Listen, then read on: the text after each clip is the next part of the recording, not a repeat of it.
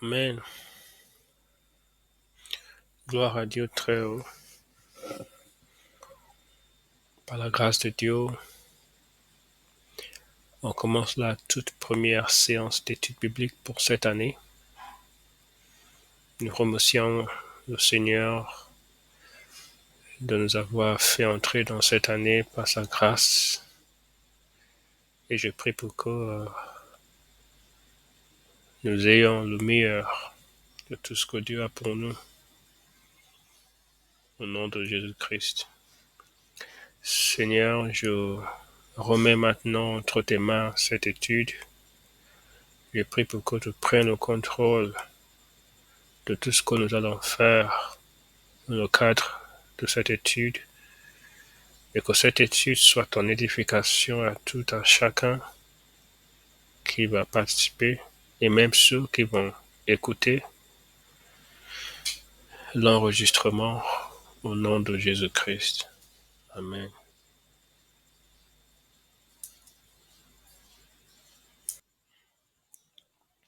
On commence donc le livre d'Apocalypse chapitre 6. On va commencer par lire l'intégralité du chapitre comme d'habitude. Et puis, on va se concentrer sur les versets qui vont nous occuper pour cette soirée. Apocalypse chapitre 6. Je regardai et quand l'agneau ouvrit un des 7 sceaux, j'entendis l'un des 4 êtres vivants qui disait comme d'une voix de tonnerre, viens. Je regardai et voici parut un cheval blanc, celui qui le montait avait un arc, une couronne lui fut donnée et il partit en vainqueur et pour vaincre. Quand il ouvrit le second sceau, j'entendis le second être vivant qui disait, viens. Et il sortit un autre cheval roux, celui qui le montait reçut le pouvoir d'enlever la paix de la terre, afin que les hommes s'égorgeassent les uns les autres, et une grande épée lui fut donnée. Quand il ouvrit le troisième sceau, j'entendis le troisième être vivant qui disait, viens. Je regardai et voici parut un cheval noir, celui qui le montait tenait une balance dans sa main, et j'entendis au milieu des 4 êtres vivants une voix qui disait, une mesure de blé pour un denier, et 3 mesures d'orge pour un denier, mais ne fait point de mal à l'huile et au vin. Quand il ouvrit le 4e sceau, j'entendis une voix du 4e être vivant qui disait, viens. Je regardai et voici parut un cheval d'une couleur pâle, celui qui le montait se nommait la mort, et le séjour des morts l'accompagnait. Le pouvoir leur fut donné sur le 4 de la terre pour faire périr les hommes par l'épée, par la famine, par la mortalité et par les bêtes sauvages de la terre. Quand il ouvrit le 5e sceau, je vis sur l'autel les âmes de ceux qui avaient été immolés à cause de la parole de Dieu et à cause du témoignage qu'ils avaient rendu. Ils crièrent d'une voix forte en disant, jusqu'à quand Maître saint et véritable tarde tout à juger et à tirer vengeance de notre sang sur les habitants de la terre? Une robe blanche leur fut donnée à chacun d'eux, et il leur fut dit de se tenir en repos quelque temps encore, jusqu'à ce que fût complet le nombre de leurs compagnons de service et de leurs frères, qui devaient être mis à mort comme eux. Je regardai, et quand il ouvrit le 6e sceau, il y eut un grand tremblement de terre, le soleil devint noir comme un sac de crin, la lune entière devint comme du sang, et les étoiles du ciel tombèrent sur la terre, comme lorsqu'un figuier secoué par un vent violent jette ses figues vertes. Le ciel se retira comme un livre qu'on roule, et toutes les montagnes et les îles furent remuées de leur place. Les rois de la terre, les grands, les chefs militaires, les riches, les puissants, tous les esclaves et les hommes libres se cachèrent dans les cavernes et dans les rochers des montagnes. Et il disait aux montagnes et aux rochers, tombez sur nous et cachez-nous devant la face de celui qui est assis sur le trône et devant la colère de l'agneau, car le grand jour de sa colère est venu, et qui peut subsister. Amen. Gloire à Dieu. Alors pour cette soirée, on va se concentrer uniquement sur les deux premiers versets. Versets 1 et 2. Donc, Apocalypse chapitre 6, verset 1. Je regardai et quand l'agneau ouvrit un des 7 sceaux, j'entendis l'un des 4 êtres vivants qui disait comme d'une voix de tonnerre, viens. Je regardai et voici parut un cheval blanc. Celui qui le montait avait un arc, une couronne lui fut donnée et il partit en vainqueur et pour vaincre. Amen. Alors,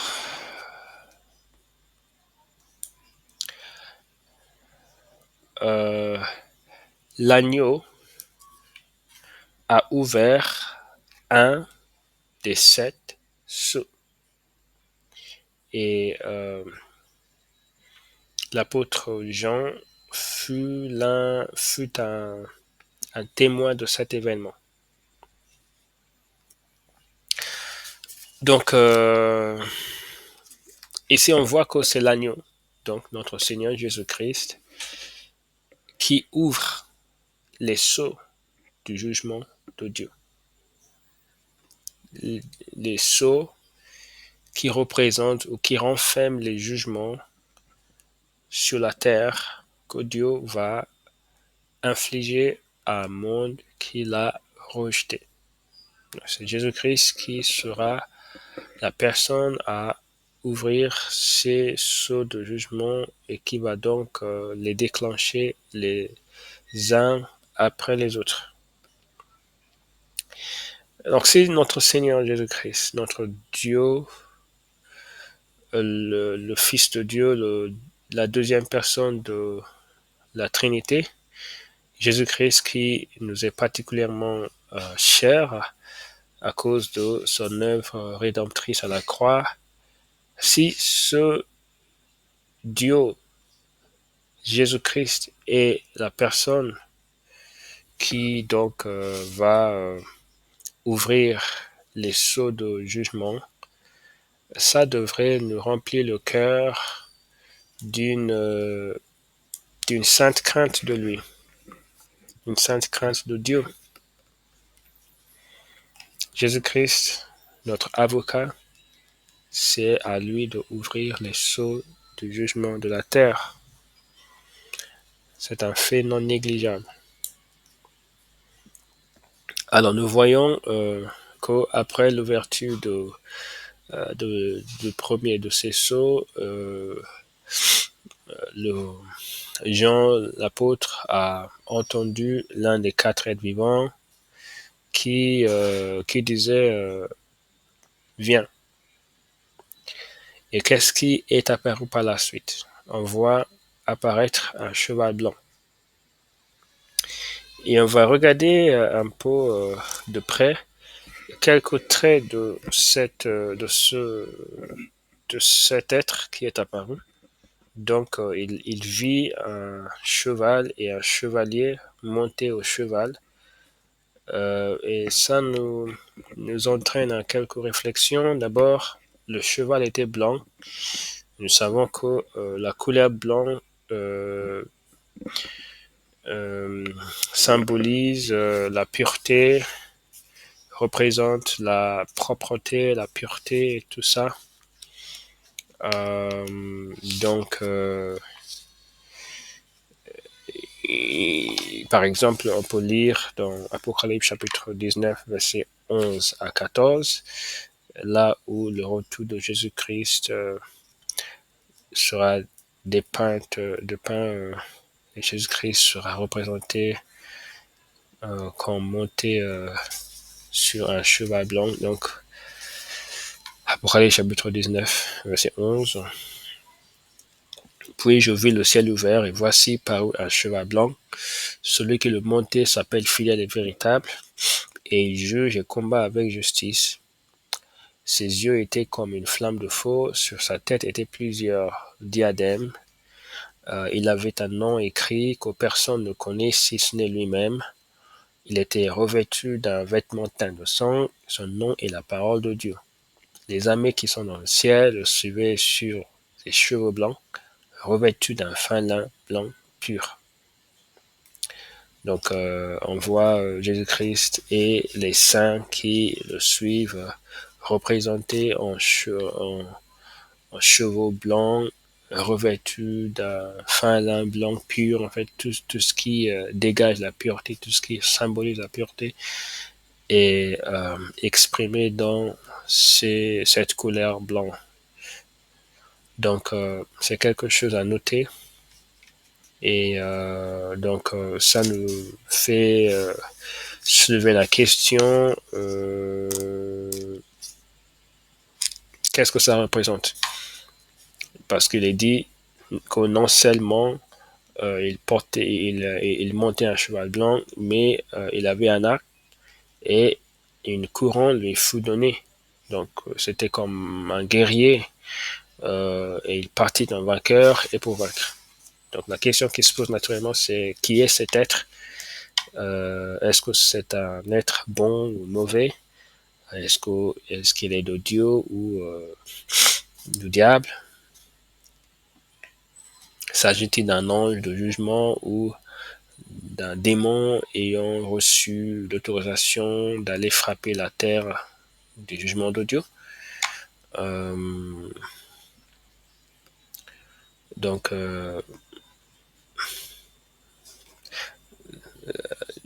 malheureusement, il n'y a pas de participants jusqu'ici dans cette séance parce que c'est une question qui mérite des réflexions approfondies et des contributions.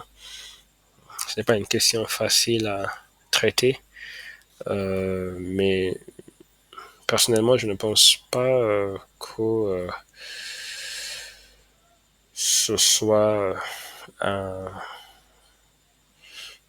représentant de Dieu. Je ne pense pas.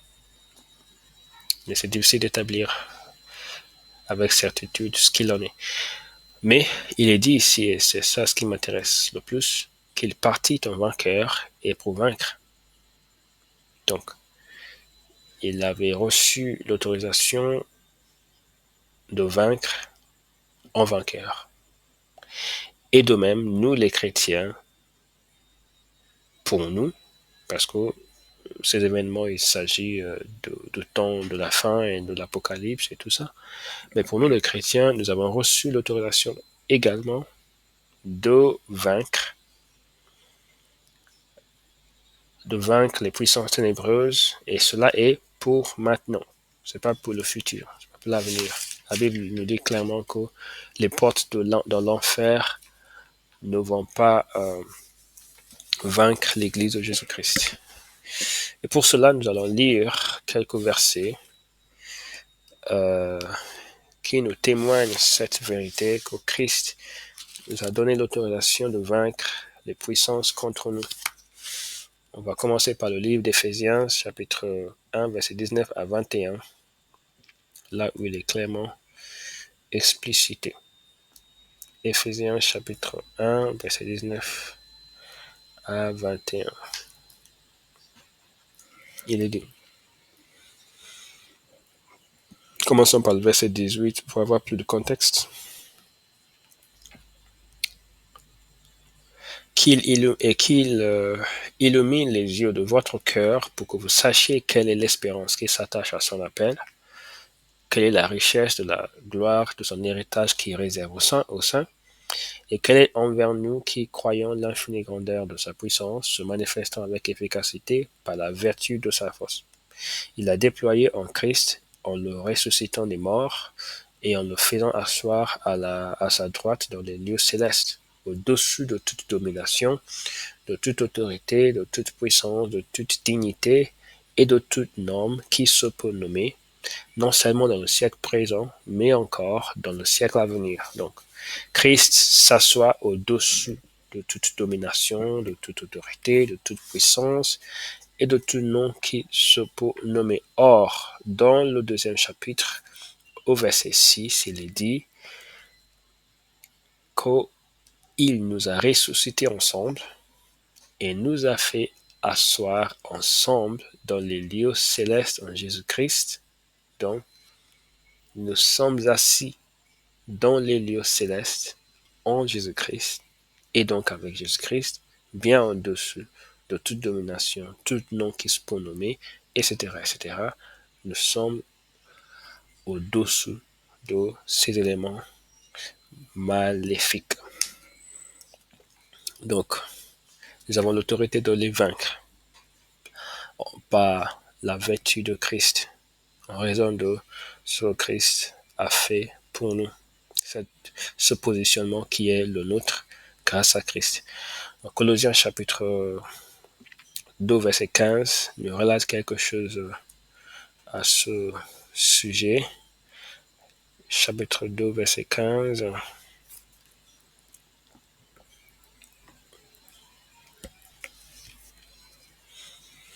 Il a dépouillé les dominations et les autorités et les a livrées publiquement au spectacle en triomphant d'elles par la croix.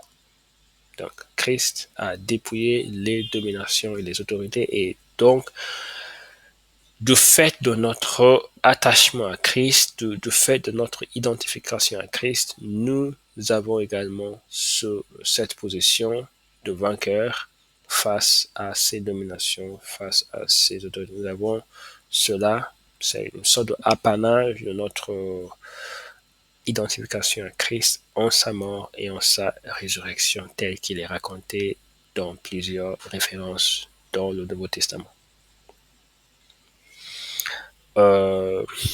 Ensuite, on va lire 2 Corinthiens chapitre 10, verset 4 à 6. C'est très important parce que parfois, nous, les chrétiens, nous plaignons beaucoup de ce que le diable a fait dans notre vie, de ce que des attaques que nous subissons, de ci, de ça. Et d'ailleurs, oui, on peut comprendre ces genre de plaintes parce que le diable ne garde pas le silence face à nous, il fait beaucoup de choses, mais nous devons nous amener de cette conviction, de cette compréhension qui est biblique, qu'il nous a été donné de vaincre, de même que cet être, au temps de la fin, a reçu l'autorisation de partir en vainqueur et de vaincre.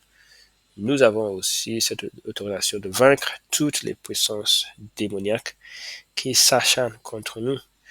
Donc, 2 Corinthiens chapitre 10 plutôt, verset 4 à 6, nous montre aussi, encore une fois, notre victoire qui est acquise grâce à l'œuvre de notre Seigneur Jésus-Christ.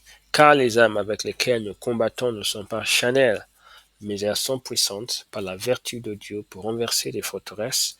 Nous renversons les raisonnements et toute hauteur qui se lève contre la connaissance de Dieu, et nous amenons toute pensée captive à l'obéissance de Christ. Nous sommes prêts aussi à punir toute désobéissance lorsque votre obéissance sera complète. Donc, encore une fois, c'est une position dominatrice qui est la nôtre.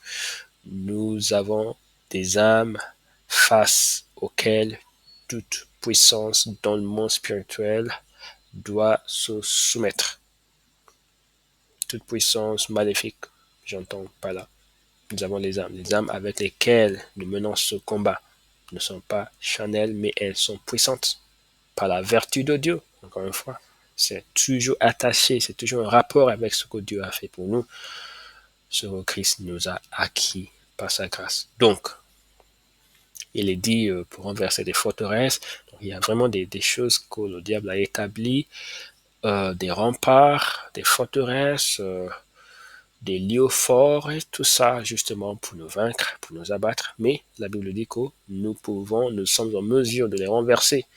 Nous sommes en mesure de les mettre par terre.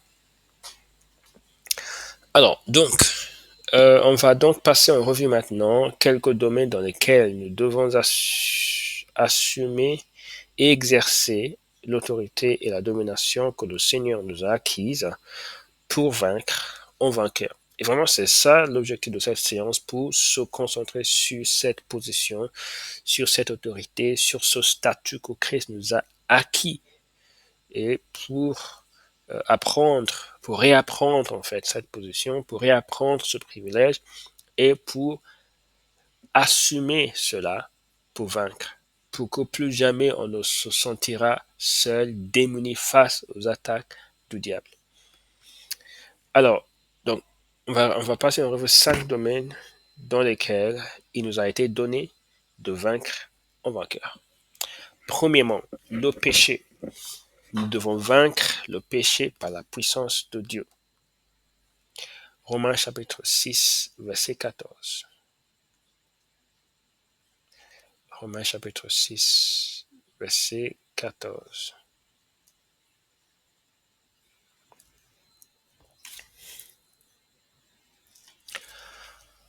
Car le péché n'aura point de pouvoir sur vous, puisque vous êtes non sous la loi, mais sous la grâce.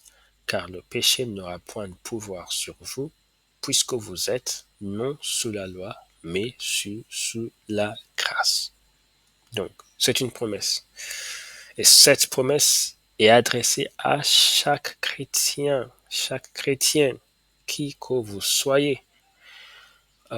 Nous avons le privilège, le plus grand privilège au monde d'être rendu puissant, justement pour vaincre le péché. Il n'y a aucun être humain qui soit capable de vaincre le péché sans cette puissance-là.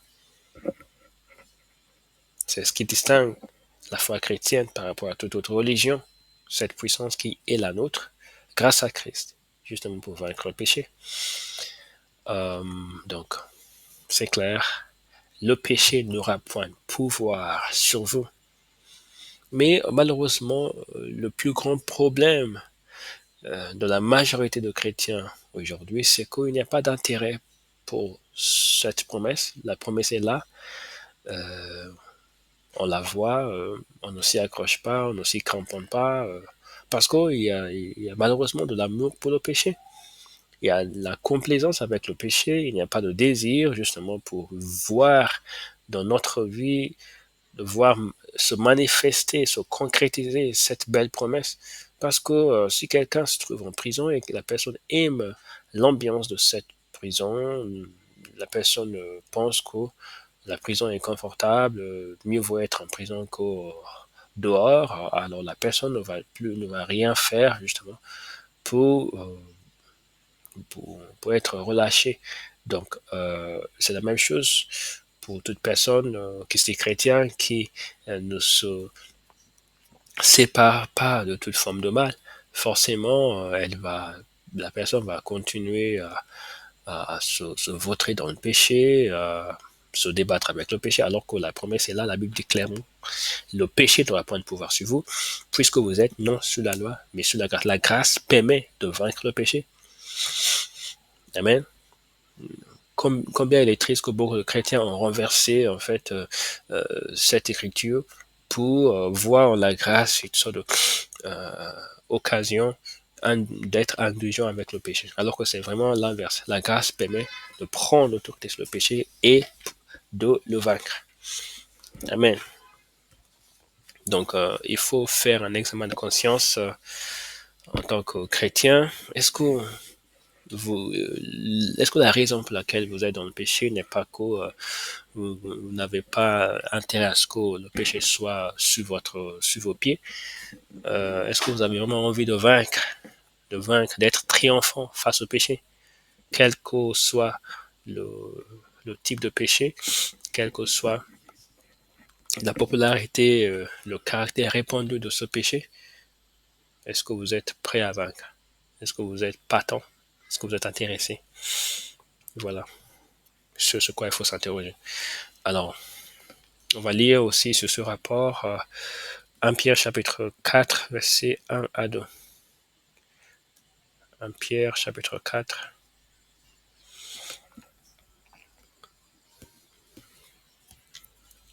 Ainsi donc, Christ ayant souffert dans la chair, vous aussi armez-vous de la même pensée, car celui qui a souffert dans la chair en a fini avec le péché, afin de vivre non plus selon les convoitises des hommes, mais selon la volonté de Dieu, pendant le temps qu'il lui reste à vivre dans la chair. Amen. C'est vraiment nettement clair ici.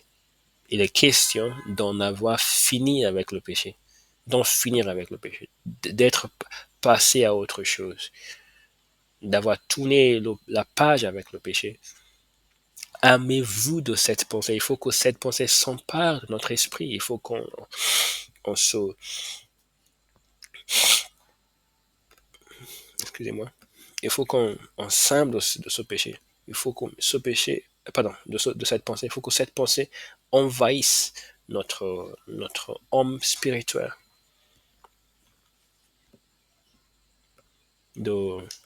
D'être prêt à souffrir dans la chair si cela impliquerait ou si cela implique le fait d'en finir avec le péché.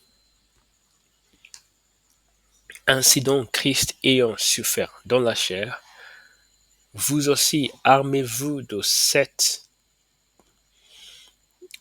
la même pensée, car celui qui a souffert dans la chair en a fini avec le péché, afin de vivre non plus selon les convoitises des hommes, mais selon la volonté de Dieu.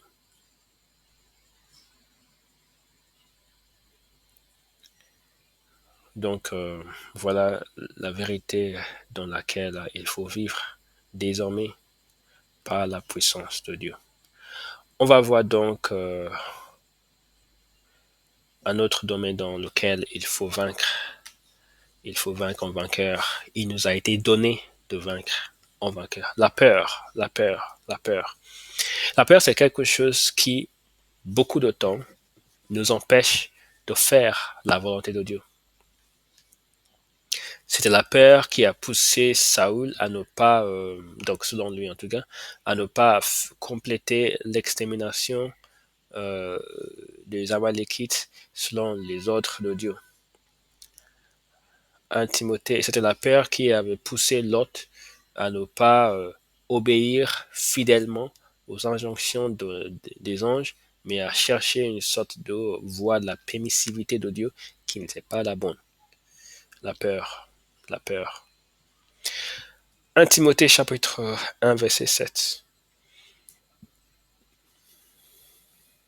2 Timothée plutôt chapitre 1 verset 7. Car ce n'est pas un esprit de timidité que Dieu nous a donné, mais un esprit de force, d'amour et de sagesse. Amen. Car ce n'est pas un esprit de timidité que Dieu nous a donné, mais un esprit de force, d'amour et de sagesse. Gloire à Dieu très haut. Donc, la timidité n'est pas de Dieu. Romains chapitre 8, verset 15.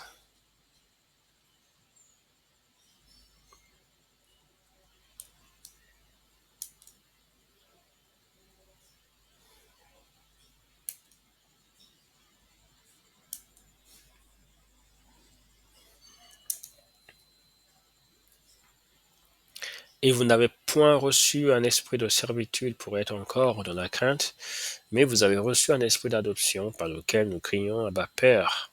Donc, nous n'avons pas reçu un esprit qui nous soumet à la crainte. Par contre, nous avons reçu un esprit qui nous fait voir en Dieu notre cher Père. Alors, nous ne sommes pas donc dans la crainte. Nous ne sommes pas sujets à la crainte. Amen. Gloire à Dieu. Donc, la crainte n'est pas de Dieu. Et il nous a été donné de vaincre en vainqueur la crainte, la peur et tout ce que ça entraîne. On va encore lire 1 Jean chapitre 4, verset 17 à 18. Un verset puissant.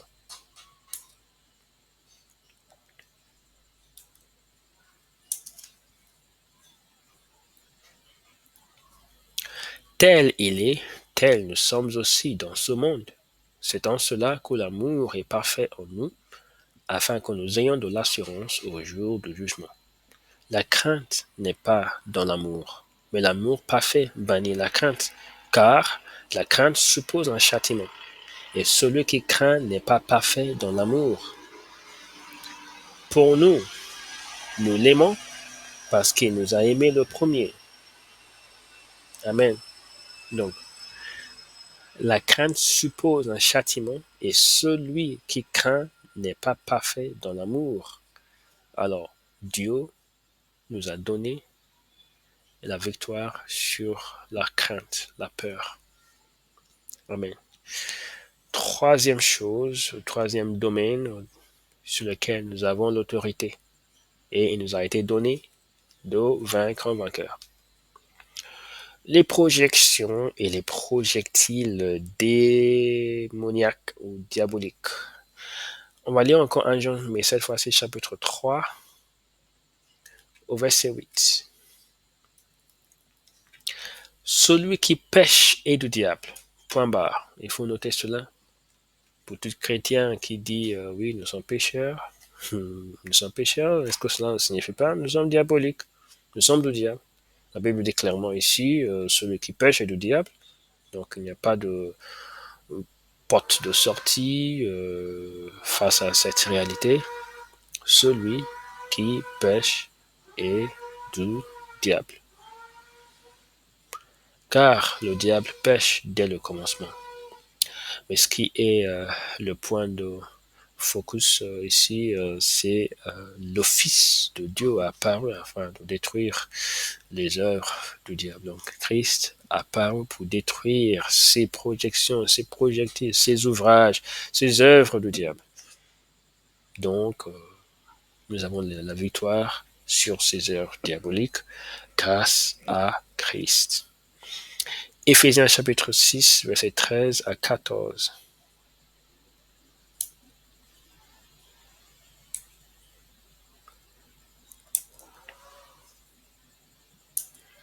On va lire probablement un peu plus que ça pour avoir plus de contexte. À partir du verset 2. Car nous n'avons pas à lutter contre la chair et le sang, mais contre les dominations, contre les autorités, contre les princes de ce monde de ténèbres, contre les esprits méchants dans les lieux célestes. C'est pourquoi prenez toutes les armes de Dieu, afin de pouvoir résister dans le mauvais jour et tenir ferme après avoir tout surmonté. Tenez donc ferme, ayez à vos reins la vérité pour ceinture, revêtez la cuirasse de la justice, mettez pour chaussure à vos pieds le zèle que donne l'évangile de paix, prenez par-dessus tout cela le bouclier de la foi, avec lequel vous pourrez éteindre tous les traits enflammés du malin. Prenez aussi le casque du salut et l'épée de l'esprit qui est la parole de Dieu. Faites en tout temps par l'esprit toutes sortes de prières et de supplications. Veillez à cela avec une entière persévérance et priez pour tous les saints. Amen. Donc on voit que nous avons vraiment des âmes parfaites pour garantir notre victoire. Donc il est dit ici que prenez toutes les âmes. Donc il faut être muni de toutes les âmes, pas que de quelques-unes, mais toutes les âmes. Il faut prendre toutes les âmes de Dieu afin de, donc, pour qu'on puisse résister dans le mauvais jour et pour qu'on puisse tenir ferme après avoir tout surmonté. Donc, en fait, toutes les projections du diable, toutes les activités, tous ces mécanismes, tout cela, on est en mesure, grâce à Christ, de tout surmonter. Donc, c'est très extrêmement logique de comprendre pourquoi un chrétien doit toujours en permanence vivre une vie de sanctification. Parce que qu'est-ce que c'est la sanctification si ce n'est le fait de vaincre le péché et vivre de manière à plaire à Dieu? Or, il nous a été donné les outils pour tout surmonter. Il est bien écrit tout surmonter. Et Dieu sait ce qu'il vous dit lorsqu'il parle de surmonter tout. Amen. Donc, forcément, il est possible de vivre une vie sans péché et une vie de victoire. Donc, tout surmonter, il est dit aussi dans le verset 16, prenez par-dessus tout cela le bouclier de la foi avec lequel vous pourrez éteindre tous les traits enflammés du malin. Encore une fois, il est question de tout. Les questions de tout est précisé. Donc, forcément, nous n'avons pas à craindre les œuvres du diable, mais nous avons, grâce à Christ, le pouvoir d'être au-dessus de toutes ces œuvres et de les vaincre. Numéro 4. Les prophètes de mensonges et leur principal, l'Antéchrist. Il nous a été donné aussi de les vaincre. On va lire à ce propos 1 Jean, encore une fois, chapitre 4, versets 1 à 3. Bien-aimés, n'ajoutez pas foi à tout esprit, mais éprouvez les esprits pour savoir s'ils sont de Dieu, car plusieurs faux prophètes sont venus dans le monde. Reconnaissez à ceci l'Esprit de Dieu. Tout esprit qui confesse Jésus-Christ venu en chair est de Dieu. Et tout esprit qui ne confesse pas Jésus n'est pas de Dieu, c'est celui de l'Antéchrist dont vous avez appris la venue et qui maintenant est déjà dans le monde. Verset 4.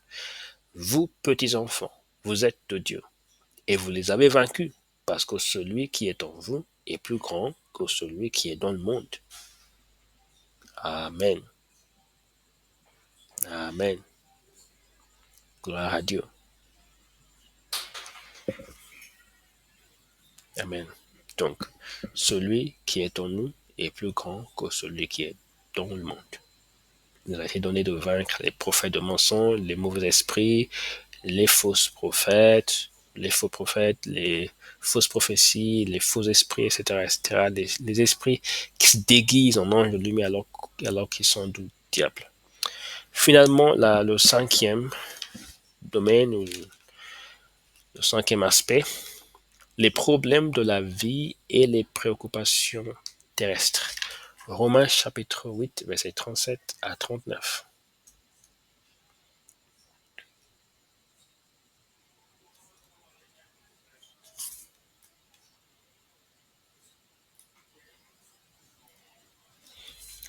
Mais dans toutes ces choses, nous sommes plus qu'aux vainqueurs par celui qui nous a aimés.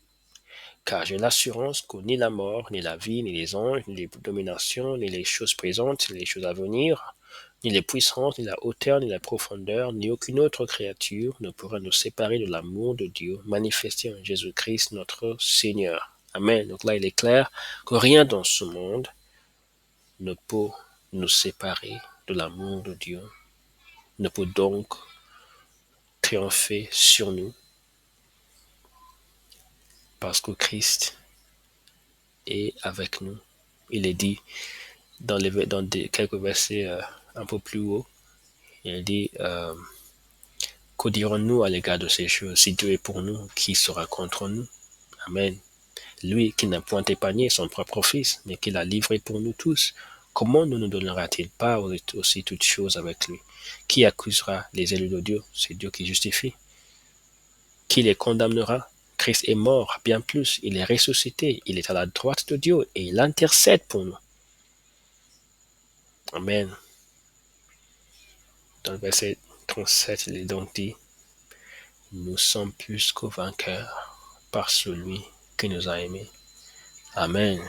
Que Dieu vous bénisse, frères et sœurs, en Christ. Soyez encouragés, soyez fortifiés en Christ.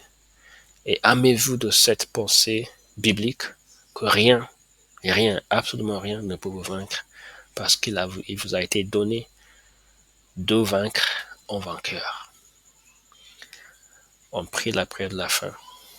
Père éternel, je te remercie pour ce moment dans ta présence, d'étudier et de trouver des joyaux, des perles précieuses dans ta parole. Je prie pour que tu nous fortifies, tu nous affermis, Seigneur, dans cette vérité que tu nous as fait comprendre. Et rien ne peut nous vaincre tant que nous sommes attachés à toi. Donne-nous la grâce de rester connectés, rester fidèles, de rester attentifs pour que ton œuvre en nous soit multipliée et fructifiée et pour que aussi ton œuvre à travers nous soit fructifié aussi. Amen. Que Dieu vous bénisse, frères et sœurs en Christ. On se retrouve par la grâce de Dieu la semaine prochaine pour continuer notre étude sur l'Apocalypse.